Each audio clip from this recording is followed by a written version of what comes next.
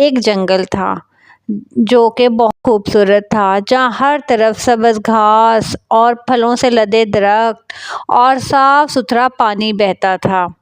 وہاں بہت سارے جانور جیسے کہ شیر، چیتا، ہرن، زرافہ، بھالو، ہرن، لومڑی سب آپس میں پیار محبت سے ہنسی خوشی رہتے تھے۔ اس جنگل کے راجا کا نام شیر خان تھا۔ وہ بھی اپنی رعایا سے بہت زیادہ محبت کرتا تھا اور ان کا ہر ممکن طور پہ خیال رکھنے کی کوشش کرتا تھا۔ ایک دفعہ کیا ہوا کہ ساتھ والے جنگل میں سے ہاتھیوں کا ایک جھنڈ پھرتا پھراتا وہاں آ گیا۔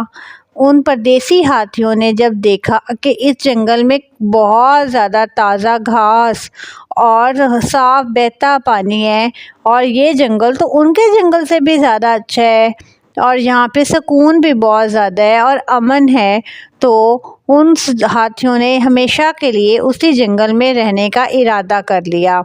لیکن ان ہاتھیوں کا ایک سردار بھی تھا جس کا نام موٹو ہاتھی تھا۔ موٹو ہاتھی بہت زیادہ غصیلا تھا اور وہ خود کو بہت زیادہ طاقتور سمجھتا تھا۔ اس نے وہاں سب جانوروں کو تنگ کرنا شروع کر دیا۔ کبھی وہ کسی درخت کو ٹکر مارتا جس کی وجہ سے بہت سارے پرندوں کے گھونسلے ٹوٹ جاتے اور گھر ٹوٹنے کی وجہ سے ان کے انڈے بھی ٹوٹ جاتے۔ وہ تو بہت زیادہ پریشان ہوئے اور جو چھوٹے جانور تھے ان کو بھی وہ اپنے سونڈ کے ساتھ اور اپنے پاؤں کے ساتھ روندنے کی کوشش کرتا۔ خرگوش اور ہرن وغیرہ اس کو دیکھ کے چھپنے لگتے۔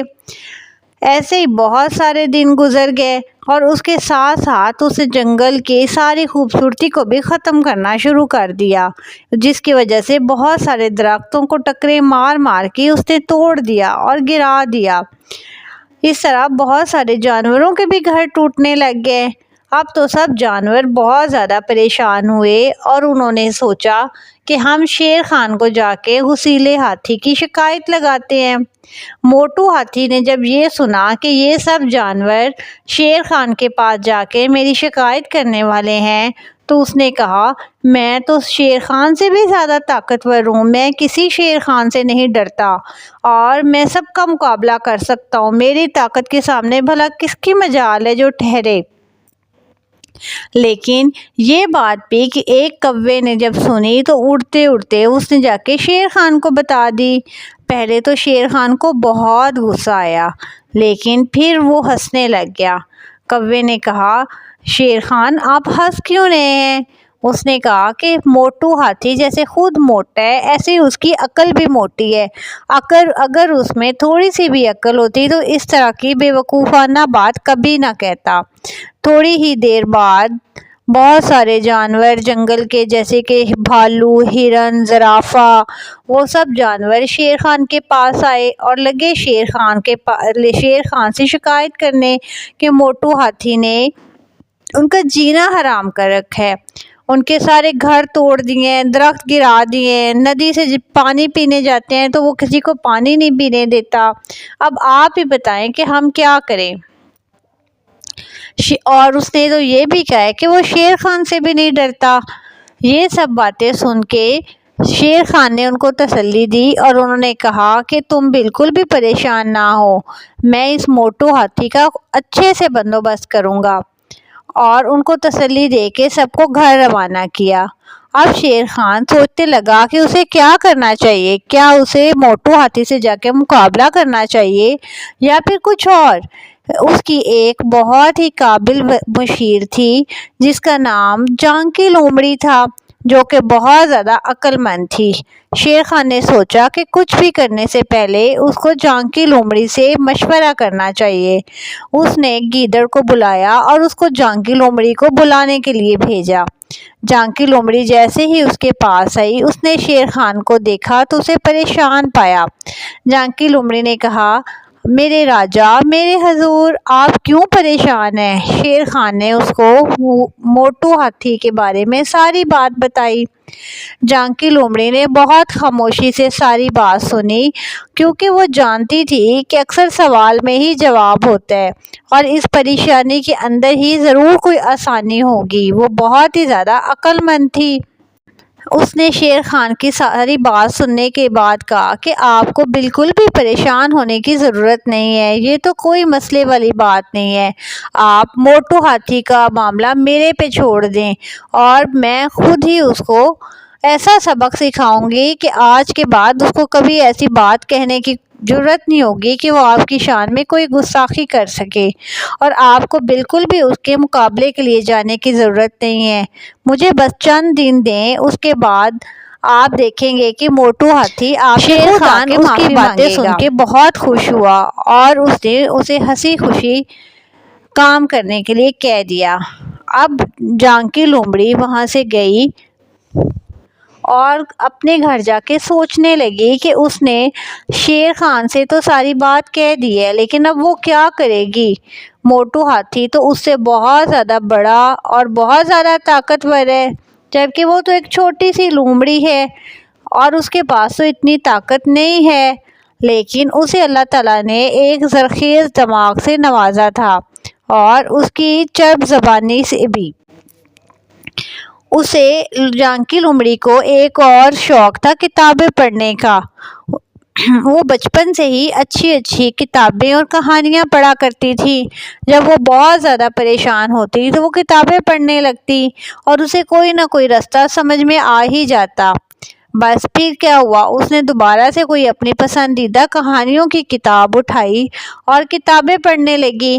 کہانیاں پڑھتے پڑھتے ایک دم اس کے دماغ میں ایک شاندار منصوبہ آیا۔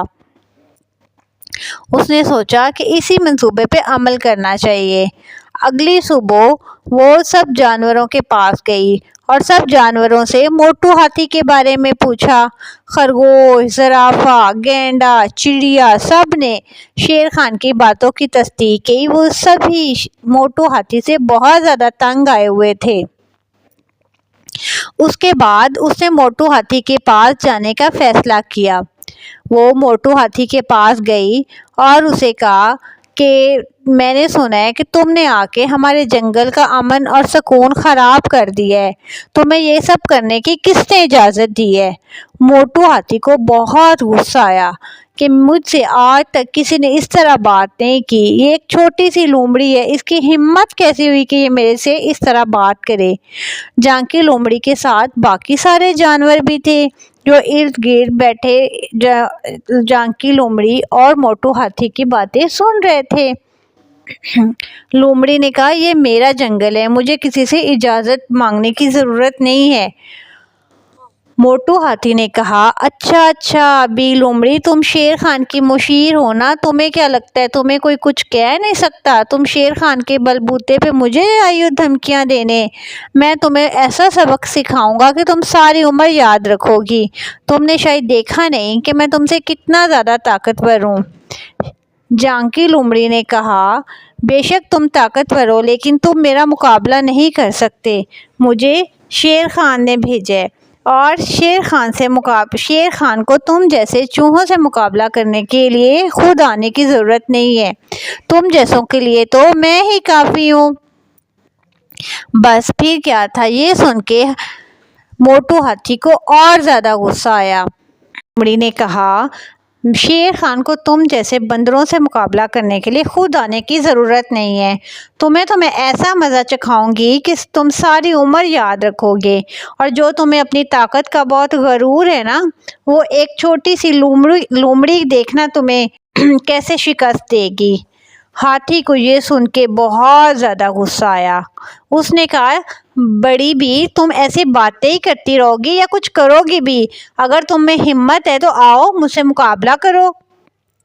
لیکن لومڑی تو بہت عقل مند تھی اور بہت چالاک تھی۔ اس نے کہا ایسے تو میں مقابلہ نہیں کروں گی، میں مقابلہ کروں گی تم سے ضرور کروں گی، لیکن ابھی ان تھوڑے سے جانوروں کے سامنے نہیں۔ اگر تمہیں اپنی طاقت دکھانی ہی ہے تو سارے جنگل کے جانوروں کو ہم کل صبح بلائیں گے، اور جو جنگل میں ندی ہے، ندی کے مشرقی کنارے کی طرف تم صبح آ جانا، وہاں ہم دونوں مقابلہ کریں گے، جو ہم میں سے جیت جائے گا پھر اس کی بات سب سنیں گے اور دیکھیں گے کہ ہم دونوں میں سے کون زیادہ طاقتور ہے۔ تو موٹو ہاتھی کو تو اپنے ताकतवर होने पे बहुत नाज था। उसने सोचा कि ये छोटी सी लोमड़ी मेरा क्या बिगाड़ सकती है। उसने इस चैलेंज को कबूल कर लिया और सब जानवर उनकी बातें सुन के दिल में हैरत से सोचने लगे कि बी लोमड़ी की तो खैर नहीं है, कल सुबह देखना लोमड़ी का क्या हशर होता है। इसने तो अपनी जान को मुसीबत में डाल लिया है। भला वो इतने बड़े हाथी का कैसे मुकाबला करेगी जो कि अपनी सूंड से दरख्तों को भी गिरा देता है। लेकिन वो नहीं जानते थे कि लोमड़ी तो बहुत ज़्यादा अक्लमंद है और हर चीज़ का सिर्फ ताकत से ही मुकाबला नहीं किया जा सकता। अल्लाह ताला ने हर इंसान के अंदर और हर चीज़ के अंदर कोई ना कोई खूबी और वस्फ डाला होता है। अगर हाथी के पास ताकत और बड़ी जिसामत थी तो लोमड़ी के पास उसका ज़रखेज़ दिमाग और किताबें पढ़ने की ताकत थी जो कि कोई भी नहीं जानता था। अब जब कल सुबह हुई तो सब जानवर लोमड़ी के घर के बाहर जमा हो गए और सब बेताबी से इंतज़ार करने लगे कि कब ये मुकाबला शुरू हो और वो देखें कि मोटू हाथी और झांकी लोमड़ी में से कौन फातेह बनता है। लोमड़ी उन सब को लेके वहाँ पे गई और वो सब जानवर सोच रहे थे कि अब देखें क्या होता है। लेकिन लोमड़ी ने तो पहले ही अपने मंसूबे पे अमल कर लिया था। असल में उसने जो जगह हाथी को मुकाबले के लिए बताई थी, देखने में तो वो बड़ा प्यारा सा नरम नरम सब्ज घास का टुकड़ा लगता था और बड़ी आरामदेह सायादार जगह लगती थी। लेकिन नदी से पहले वो जो आने वाला ज़मीन का टुकड़ा था वो असल में ज़मीन का टुकड़ा नहीं था, वो एक कीचड़ से भरी हुई दलदल थी। और जैसे ही हाथी और हाथियों का पूरा झुंड, मोटू हाथी का पूरा झुंड वहाँ से गुजरता तो वो अपने भारी भरकम जिस्म की वजह से उस दलदल में फंस जाते और अपने तमाम ताकत का जोर लगाने के बावजूद उस दलदल में से नहीं निकल सकते थे। लेकिन उस खुफिया जगह के बारे में झांकी लोमड़ी के अलावा जंगल का कोई जानवर भी नहीं जानता था और हाथी तो थे ही परदेसी, वो तो उस जगह के बारे में बिल्कुल भी नहीं जानते थे। और उस जगह के बारे में कल किताबें पढ़ते पढ़ते झांकी लोमड़ी को अचानक ही एक किताब में से पता चला था। किताबें पढ़ने की वजह से उसको इस जगह के बारे में सिर्फ वही जानती थी। बस फिर क्या था, जब झांकी लोमड़ी के साथ सारे जानवर उस जगह के करीब पहुंचे तो झांकी लोमड़ी ने उनको आगे बढ़ने से मना कर दिया और वो अपने सामने क्या देखते हैं कि तमाम हाथी और मोटू हाथी वो भी उस दलदल में फंस चुके हैं और वो अपना पूरा जोर लगा रहे हैं और हाथ पाँव मार रहे हैं कि किसी तरह से वो उस कीचड़ की नदी में से बाहर आ जाएं।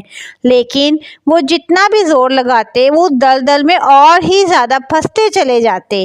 पहले तो मोटू हाथी ने अपनी ताकत की जोम में बाहर निकलने की बहुत ज़्यादा कोशिश की, लेकिन थोड़ी ही देर बाद जब वो बिल्कुल अपनी गर्दन तक कीचड़ के अंदर और उस दलदल के अंदर धंसता चला गया तो उसको समझ में आ गई कि वो अपनी ताकत के बलबूते पे इस दलदल में से नहीं निकल सकता। और उसने देखा कि उसके इर्द गिर्द झांकी लोमड़ी समेत जंगल के सारे जानवर खड़े तमाशा देख रहे हैं। जब वो बिल्कुल मरने के करीब हो गया और उसको मौत अपनी आंखों के सामने नजर आने लगी और वो मदद के लिए चिल्लाने लगा, मदद करो, मुझे बचाओ, मैं सबसे माफ़ी मांगता हूँ, मैं शेर खान से माफ़ी मांगता हूँ, मैं झांकी लोमड़ी से माफ़ी मांगता हूँ। मुझे पता चल गया है कि ताकत ही सब कुछ नहीं होती, प्लीज़ मुझे बचाओ, मुझे निकालो यहाँ से। और उसने बुरी तरह से रोना और गिड़गिड़ाना शुरू कर दिया। ये सब देख के सब जानवर बहुत ज़्यादा हैरान हुए और खुश भी हुए कि एक उनके जंगल की उनकी साथी उनकी दोस्त ने एक बहुत बड़े हाथी को एक मज़ा चखा दिया था। जब उन्होंने हाथियों को इस तरह से बहुत ज़्यादा रोते और मदद के लिए चिल्लाते देखा तो उनको हाथियों पे रहम आने लग गया। हालांकि मोटू हाथी ने उन सब के साथ बहुत बुरा किया था और उनके बच्चों को भी बहुत तंग किया था, लेकिन फिर भी वो दिल के बहुत अच्छे थे। जब हाथी ने उनसे माफ़ी मांगना शुरू की तो उन्होंने झांकी लोमड़ी से कहा کہا کہ پلیز آپ موٹو ہاتھی کو معاف کر دیں، ہم نے بھی اس کو معاف کیا اگر یہ وعدہ کرے کہ یہ آئندہ ہمارے ساتھ ایسے نہیں کرے گا۔ تو موٹو ہاتھی نے اسی وقت کہا میں آئندہ ایسے کبھی نہیں کروں گا، مجھے بچاؤ بچاؤ، مجھے نکالو یہاں سے۔ تو سب ہاتھیوں کی چیخو پکار سن کے جھانکی لومڑی اور سب جانوروں نے ایک موٹا سا رسہ تلاش کیا اور اس رسی کی مدد سے انہوں نے ہاتھیوں کو باہر نکالا۔ اب سب ہاتھی جب باہر نکل آئے اور ان کی جان بچ گئی تو وہ اپنے کیے پہ دل سے بہت زیادہ شرمندہ تھے، اور موٹو ہاتھی اور سب کو پتہ چل گیا کہ طاقت ہی سب کچھ نہیں ہوتی، یا ایک جسم کا بڑا ہونا ہی سب کچھ نہیں ہوتا۔ اللہ تعالیٰ نے سب چیزوں کے اندر کچھ نہ کچھ خاص ضرور رکھا ہوا ہوتا ہے، جیسے کہ لومڑی کے پاس اس کا ایک چھوٹا سا دماغ تھا جو دیکھنے میں تو بہت چھوٹا تھا لیکن وہ اسے بہت بڑے بڑے کام لے سکتی تھی، اسی وجہ سے تو وہ شیر خان کی مشیر تھی۔ شیر خان بھی بہت زیادہ خوش ہوا کہ جھانکی لومڑی نے نہ صرف اس کی بلکہ اس کے سارے جنگل کی عزت رکھی ہے۔ اب موٹو ہاتھی نے شیر خان سے بھی معافی مانگی اور جھانکی لومڑی سے بھی، اور اس نے کہا کہ مجھے پتہ چل گیا ہے کہ غرور کا سر ہمیشہ نیچا ہوتا ہے اور کسی کو بھی اپنے سے کمتر نہیں سمجھنا چاہیے۔ اللہ تعالیٰ نے سب کے اندر کچھ نہ کچھ ضرور اچھا رکھا ہوا ہوتا ہے۔ آج کے بعد میں کبھی بھی ایسے نہیں کروں گا اور شیر خان کو میں اپنا راجا مانوں گا اور جو بھی اس جنگل کے اصول ہیں ان کے مطابق رہوں گا، امن اور سکون سے، ہنسی خوشی سے، سب کی مدد کرتے ہوئے، سب کا دوست بن کے۔ یہ سن کے شیر خان نے بھی اسے معاف کر دیا اور اپنے جنگل میں رہنے کی اجازت دے دی۔ اس کے بعد موٹو ہاتھی اور جھانکی لومڑی ہمیشہ کے لیے اچھے دوست بن گئے اور اس طرح سے یہ کہانی ختم ہو گئی۔